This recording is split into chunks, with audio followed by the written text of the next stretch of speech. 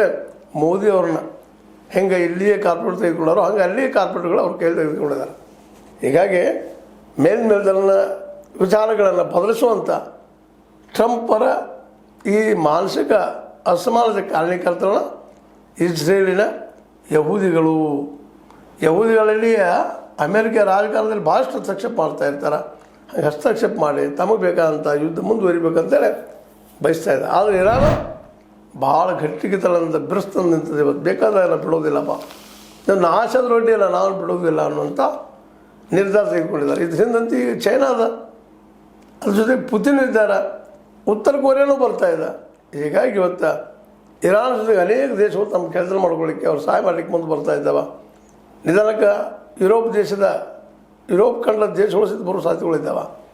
ಒಟ್ಟಾರೆಯಾಗಿ ಈ ಒಂದು ಸಂಧಾನ ವಿಫಲ ಆಗೋಕ್ಕಿಂತಲೂ ಸಂಧಾನವನ್ನು ವಿಫಲ ಮಾಡಿಸೋರು ಅಮೇರಿಕೆಯ ಯಹೂದ್ಯರು. ಅವ್ರಿಗೆ ಬೇಡಾಗಿತ್ತು ಈ ಹೊಂದಾಣಿಕೆ, ಅವ್ರಿಗೆ ಬೇಕಾಗಿತ್ತು ಕೇವಲ ಅಧಿಕಾರ.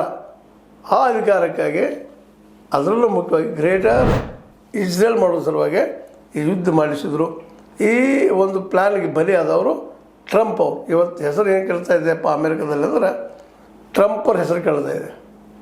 ಟ್ರಂಪ್ರು ಸಾಕಷ್ಟು ಪ್ರಯತ್ನ ಮಾಡ್ತಾಯಿದ್ದಾರೆ. ಆದ್ರೆ ಇದಕ್ಕೆ ಏನಪ್ಪ ಅಂತಂದ್ರೆ ಈ ಮಾತುಕತೆಗೆ ಒಂದು ಗ್ರೀನ್ ಶೈಲ್ ಸಿಗಲಿಲ್ಲ ಅನ್ನೋದು ಈಗ ನಾವು ನೋಡಿದ್ವಿ. ಏನೋ ಆಗಲಿ, ಈ ಮಾತುಕತೆ ವಿಫಲ ಆಗಲಿ ಬೇಡ ಸಫಲ ಆಗಲಿ, ಏನೋ ಆಗಲಿ ಸಮಯ ಅದ. ಆದಷ್ಟು ಬೇಗ ಈ ಯುದ್ಧವನ್ನು ಮುಗಿಸೋದ್ರಲ್ಲೇ ಯೋಗ್ಯತೆ ಅದ, ಬುದ್ಧಿವಂತಿಕೆ ಇದೆ ಅನ್ನೋದು. ಅದನ್ನು ಮುಗಿಸ್ಲಿಕ್ಕೆ ಇರಾನು ತಯಾರಾಗಿದೆ ಅನ್ನುವಂಥ ಮಾತುಗಳು ಕೇಳಿ ಬರ್ತಾ ಇದ್ದಾವೆ. ಏನೋ ಆಗಲಿ, ಎಲ್ಲ ಬೆಳವಣಿಗೆ ನೋಡೋಕ್ಕೆ ಇರಾನ್ ಮಾತ್ರ ಒಂದು ಗಟ್ಟಿಮುಟ್ಟ ದೇಶ ಬೆಳೀತು ಅನ್ನೋದು ಎಲ್ಲ ಮಾತಿಲ್ಲ ಅನ್ನೋದನ್ನು ಹೇಳ್ತಾ, ಇದು ನಿಮ್ಗೆ ಲೈಕ್ ಆಗಿರ್ಬೋದು, ಲೈಕ್ ಮಾಡಿ ಶೇರ್ ಮಾಡಿ ಕಮೆಂಟ್ ಮಾಡಿ ಜೊತೆ ಸಬ್ಸ್ಕ್ರೈಬ್ ನಿಲ್ಲಿಸಬೇಡಿ. ಸೆಕ್ಷನ್ ನ್ಯೂಸ್ ಅರ್ಥ ಕ್ಷೇತ್ರ ಆಮೇಲೆ ಸತ್ಯದ ಕೈಗಳಲ್ಲಿ ವಂದನೆಗಳು.